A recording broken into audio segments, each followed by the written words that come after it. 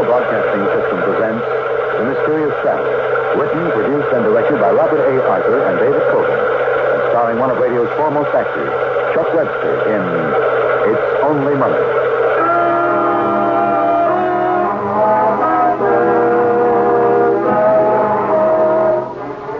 This is The Mysterious Traveler, inviting you to join me on another journey into the realm of the strange and the terrifying.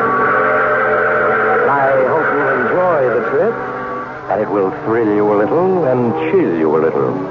So settle back, get a good grip on your nerves, and be comfortable, if you can, as we meet an enterprising gentleman who knew all the angles, and he played them for all they're worth. I call his story, It's Only Money.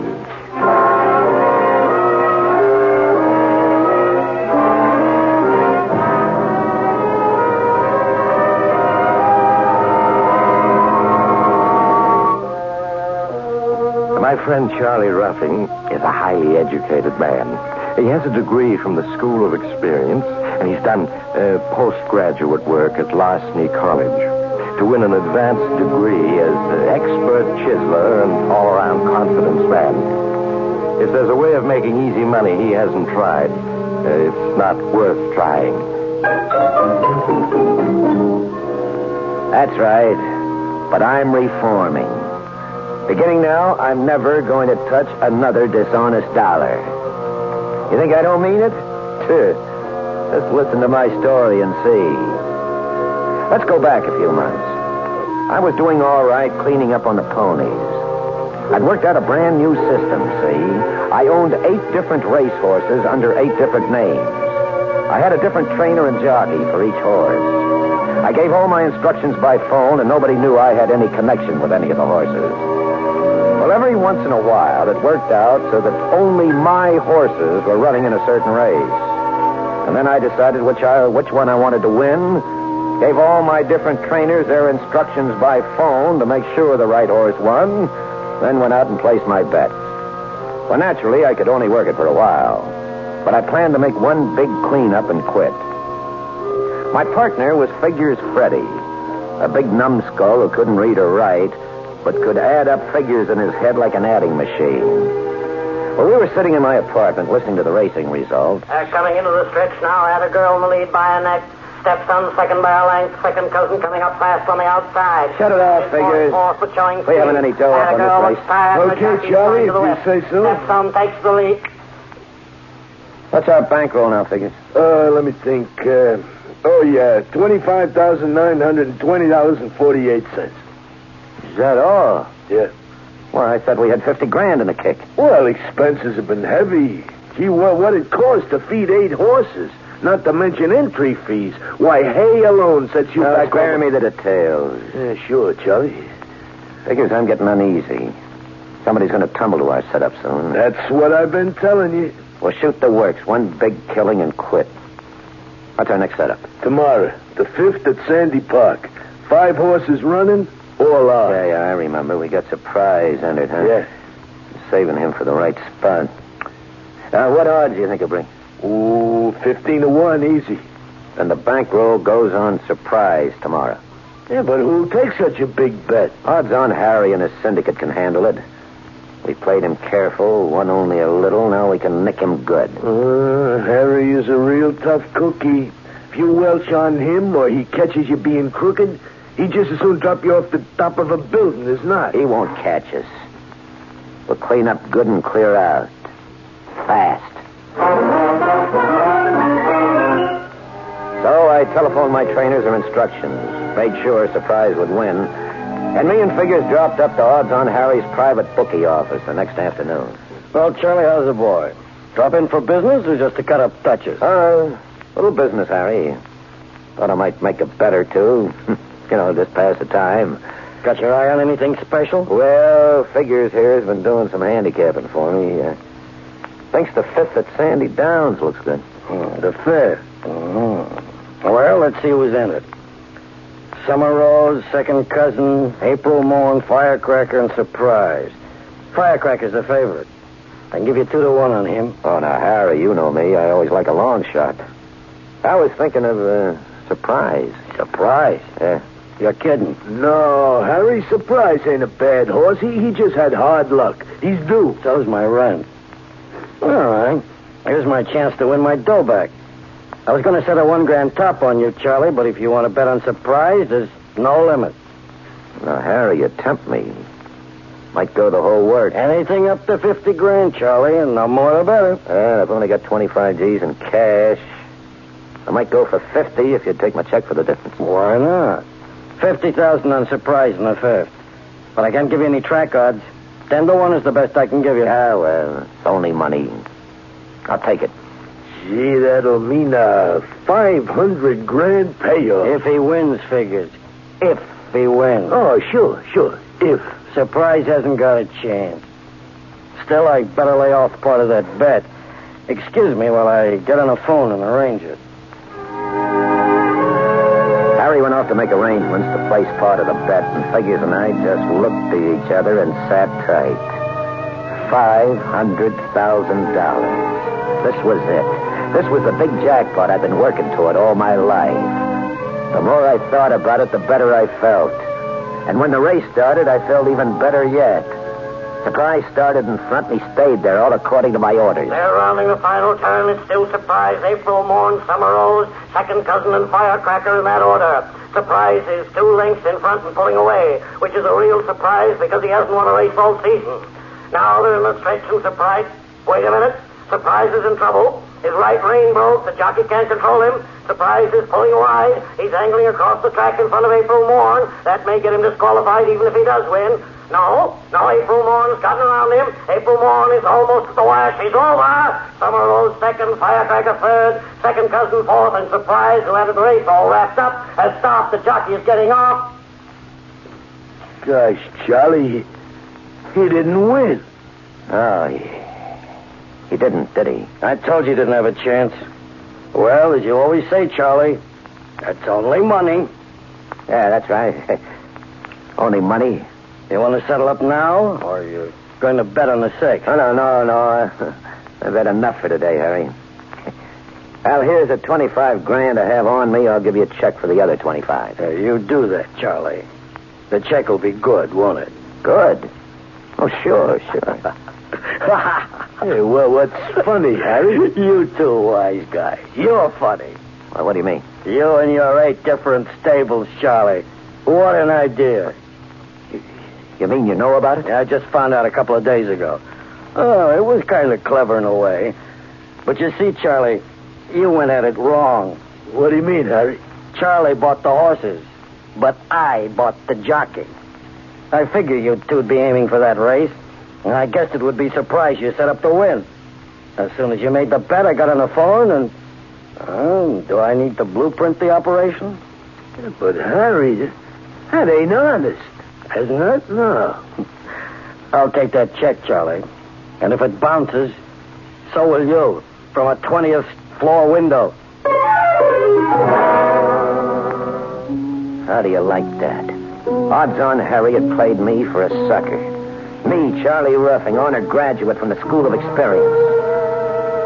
So what did I do about it? 2 hours later, Figures and me were on a plane heading out over the deep blue ocean. Gee, Charlie, there ain't nothing under us but water.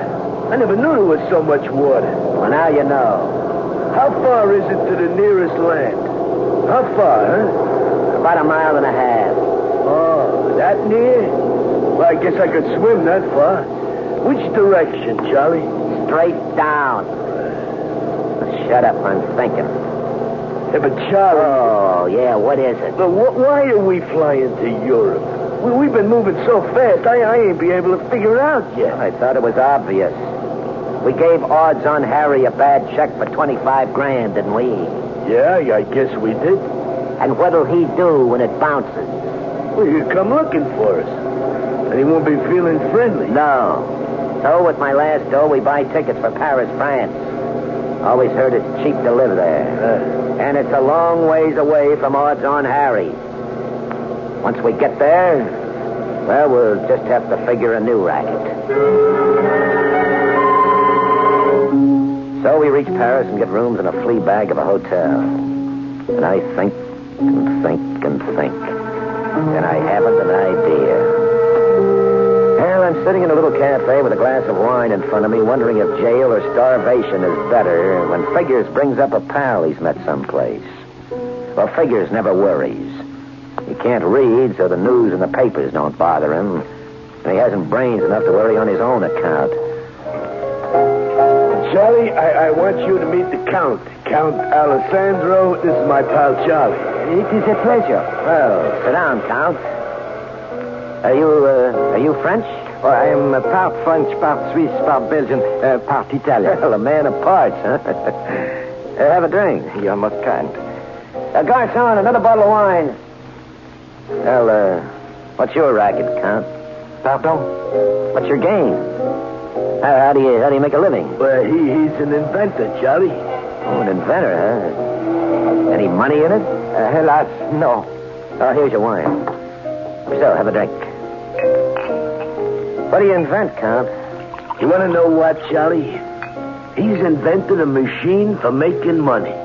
What kind of money? Any kind of money, my friend. French, English, American. Well, then why aren't you rich? I dare not use my own invention. I must confess it, too timid. Oh? I am afraid of the police. But I live in hopes of meeting someone who will know how to cash out, as you say in America. Well, Count, you're beginning to interest me. I suspect you're trying to work a racket on me.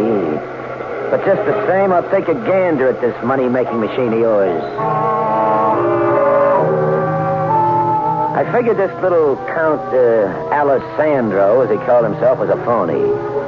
That I didn't have anything better to do, so I let him lead me and Figures to a room about as big as a mousetrap. And there he showed me a couple of big tanks full of some kind of green liquid. And a gadget like a camera, only with 3 lenses instead of 1. There, monsieur. I call it the photographic duplicator. It will duplicate anything printed or engraved, even the money. Especially money. Hey, show Charlie those French bills you turned out, Count. Oui, in my pocket.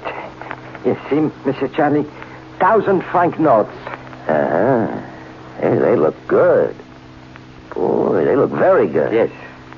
Can you spend them? Oh, but yes. Except I am so timid. I'm afraid of the police. I'm afraid to enlist aid from les Apaches, our French gangsters. Oh? I have this wonderful invention. I don't even know what to do with it. Now, don't start weeping. You said something about American money. Let's see you make me some. Gladly, monsieur, gladly. But I need an American bill to start. I knew there was a catch in it, the old money switch. Come on, Figures, let's get out of here. No, wait a second, Charlie. The Count is on the level. All he needs is a $1 bill. You see, that's to get the right paper. Then he needs a 10 to photograph, and that's all. And you get the 10 back. I'll bet I do. Come on. We got business elsewhere. I do not blame you, monsieur. Do I look like a great inventor? No. I am, how you say it, a mess. I have no courage. I am part French, part Swiss, part Belgian. And part phony. Now, I'll put up the dough, Charlie. You just watch. Okay, Count. Now, here's a 1 and a 10. Do your stuff. So I watched. Figures gave Count Alessandro a $1 bill. The Count dipped it in a tank, sloshed it around a bit, and it came out snow white. Just blank paper. Now he's got genuine paper to work with. You see, Charlie? Okay, Count. Turn it into a 10. So next the Count took a $10 bill and put it inside his funny camera. And then he dipped the blank paper that had been a 1 into a green solution. He took it out, dried it, and then he put it inside the camera, too.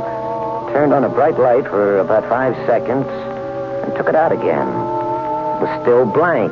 Sure, it's still blank, Charlie. That's got to be developed, like a photograph. Go ahead. Show him, Count. So the Count dipped the blank bill into a red solution. He sloshed it around. Gradually, it started to darken. It became light green and then dark green. Then he took it out and he handed it to me. It was a $10 bill. So good, even a tax collector would have accepted it. There, you see, Charlie? Here's my $10 bill, and here's the... Photographic duplicate. Yeah. It's exactly the same, even the serial number. Hey, maybe you got something here. Sure, we got two $10 bills where we only had one. And the extra one is genuine, too, Charlie. That's the first genuine counterfeit ever made. You see, Mr. Charlie, it's a great invention, yes? Count, this is the greatest invention since the parimutuel machine. And me and figures are the boys to work it.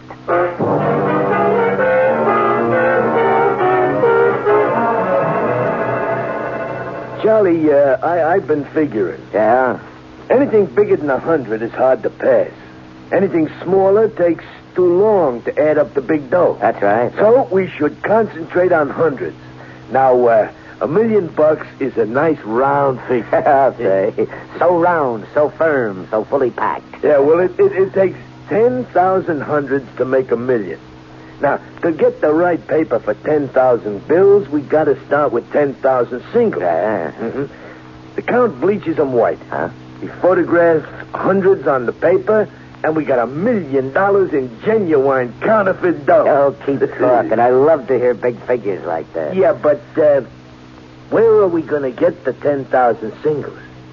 Well, why not start smaller? Say a couple of grand at a time. Oh, now, Charlie, I ain't so bright. I don't know how to read, but I do know some things. And one is the Count is a scared pigeon. He's the nervous kind, you see? And we got to pull one big deal, and we got to pull it fast. Yeah, you're right. Okay, we'll get busy tomorrow. When there's a deal to be pulled, I work fast. The next day, I took my last $200 to American Express and got singles for them. And then me and figures called on Count Alessandro again. My pal Charlie is ready to work with you, Count. How fast can you turn out the dough? But, monsieur, I am not positive I wish to continue this affair. During the night, I began thinking about if we are caught, prison is not a nice place. No, we won't be caught. All you have to do is bleach $1 bills and turn them into hundreds. Yes, but... I have 200 singles here. First, we'll turn them all into tens, like we did last night. That'll give us $2,000. Oui. We'll exchange that for singles, 2,000 of them, and we're off to the races. All right, come on, start the machinery, Count. Let's get going. We'll dedicate the Charlie Ruffing Private Mint. Well, we worked as fast as we could. It took a week to turn those singles into tens with a Count's photographic duplicator. And then I had to exchange those tens for more singles. Well, that was trickier. A sudden flood of American money in Paris might make somebody suspicious. So Figures and I went about it real carefully. We're just about finished before an eagle-eyed cashier at American Express thought he recognized me. I ducked out before he could be sure, but I knew the situation was serious. What do you mean we got to stay holed up here, Charlie? I do not like it. The police, they may suspect something. Nobody suspects anything yet, but we got to play it close to our vests. In other words, these 2,000 singles are all we dare get together. Yeah, but that'll only give us 200 grand. Never mind. Get me back to the good old USA with $200,000 in the Count's formula, and in a year I'll own the joint. Figures and I rented the room next to the Count's, and we buckled down to business. First, we bleached the 2,000 singles into clean white paper. Then we ran into an obstacle. Monsieur, I regret to say it. We have not provided a $100 bill for me to photograph. Hey, that's right. What'll we do, Charlie? Well, we'll just get one, that's all. Yeah, but we got no cash left. We bleached it all white. For Pete's sake. Why, you stupid brain. Wait, monsieur. I recall. We have still in the camera the $10 bill from the last operation. Well, that's better. Make up about 510, see? That's for expenses and passage money. Once we start making the hundreds, we're not going to develop any of them. They're going to the States with us as clean white paper, photographic paper, see? Yes.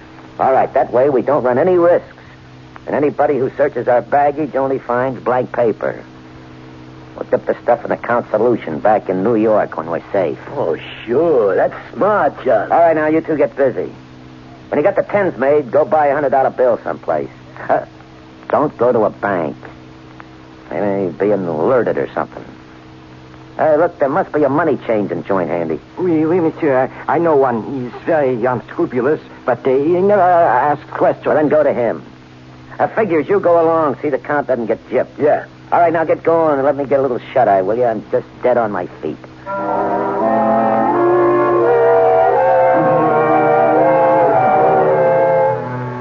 The next morning when I woke up, Charlie Ruffing's private mint was going full blast. While I was asleep, the count had made up 50 tens. He and Figures had bought a $100 bill, and it was in the camera, with a blank paper being photographed at the rate of one a minute.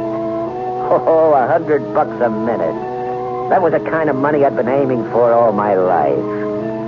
Well, it took about a week to finish up the job, with me and Figures packing the white paper into a trunk. If a customs inspector looked at it, it was perfectly innocent. But when we got back to my apartment in New York, dipped it in a count solution, it would become 200 grand in money so good it couldn't be told from the original. Figures wanted to develop a few of the hundreds for spending money, but I wouldn't let him touch one of them. I wasn't risking any last-minute slip-up. You know, a raid by the cops or something. Well, we wrapped up the deal, left the count 10 of the blank hundreds for his cut, and we took off by plane with all that wonderful paper and several jugs of developer. The next afternoon, we were safely back in my New York apartment, getting down to business. Okay, Figures. Pour the jug of developer in the basin. Right, Charlie? Now, I'll open up this package of paper, and we will develop a little cash. That sounds good to me, Charlie. Well, that must be the boy from the delicatessen with the grub I ordered. I'll get it. Just bring it in and we... Oh. Hello, Charlie. Surprise. Harry, you... And a couple of my boys. Come on in, boys. We want to keep this private. No, wait, Harry. I just got back from Europe. I swung a big deal. I got all the dough I owe you, and more, too. For your sake, I hope that's true. Also, I got a deal on, and I want to cut you in on it.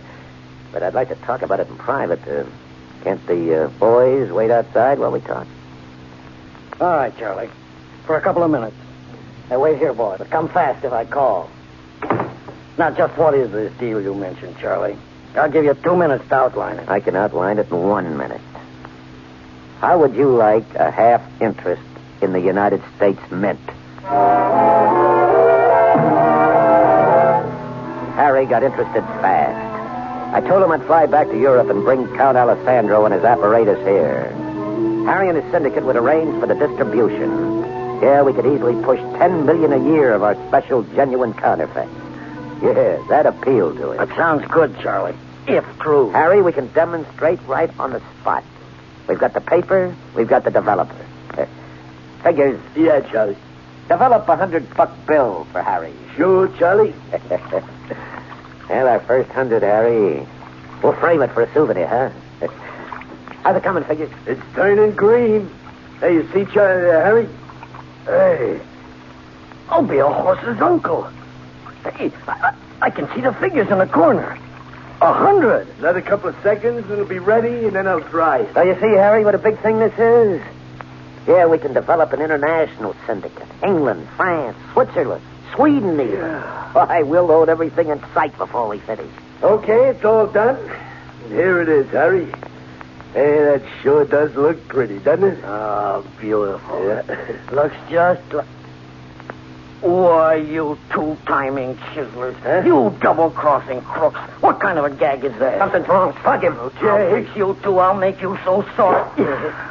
Catch him. Yeah, I got him. Lower him gently. Yeah. That's it. Now let me see that $100 bill. Yeah. Oh, for the love of mud. What, Charlie? Trouble. Let's go. Fast. Down the fire escape.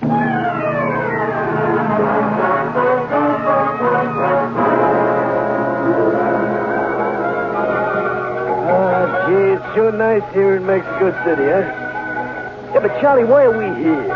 What's wrong? You ain't said a word to me since we busted down that fire. Yeah, I was afraid I'd brain you. Look, Figures. Look at this $100 bill. Read what it says. Yeah, well, I can't read, Charlie. You know that. I can read the numbers, though. 100, there's nothing wrong there. Yeah. But the writing says, Bank of Richmond, $100, Confederate States of America. Yeah, I thought it's the United States. It is the United States, but the Confederate States existed only during the war between the states. Oh.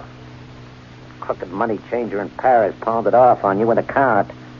Because neither of you could read English, it's an old Confederate bill. We just counterfeited $200,000 in worthless Confederate money. So here I am, stuck in Mexico City. But I got a big deal on, see? I just bought an old map showing where $2 million in Aztec treasures hidden. And if you want to go in with me and you got $10,000 for expenses, it's a deal. We'll clean up yet. And you don't have to worry about me cheating you out of your share. I'm taking a resolution for 1952. Charlie Ruffing isn't taking any more dishonest money. Confederate money, that is.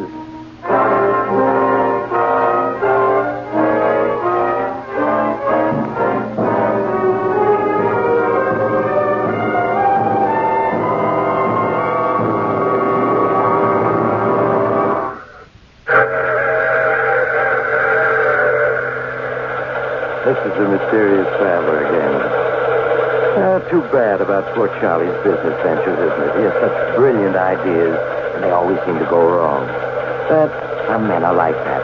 I know a scientist who spent his life perfecting machines that turn gold into lead. And I have a friend, a ghost, who's mortally afraid of people. If you're one of these people for whom things never go right, I suggest you try turning yourself inside out. I can send you a man who... Oh, you have to get off here. I'm sorry. But I'm sure we'll meet again. I take this same train every week at this same time.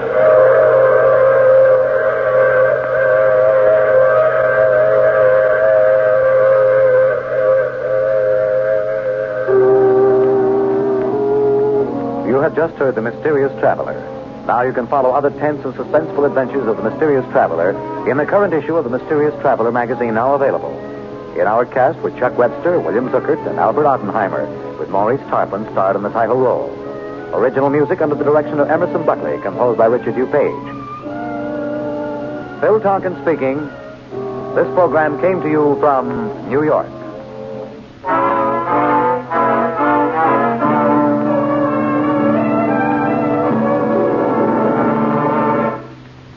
Do you like stories of mystery, of eerie adventure, of things dark and unseen? Stay tuned to Mutual every weekday evening and join the I Love a Mystery listeners. You're sure to love I Love a Mystery. This is the Mutual Broadcasting System.